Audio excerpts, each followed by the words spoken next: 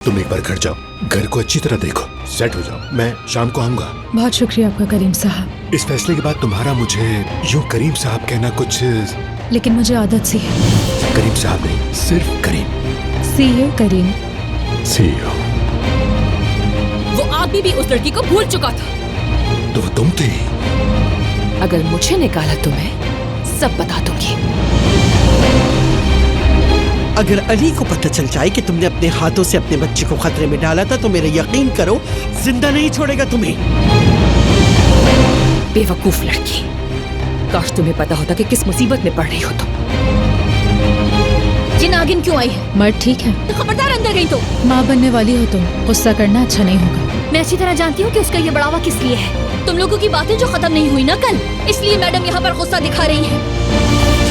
ये मोहब्बत बदुआ बन गई है।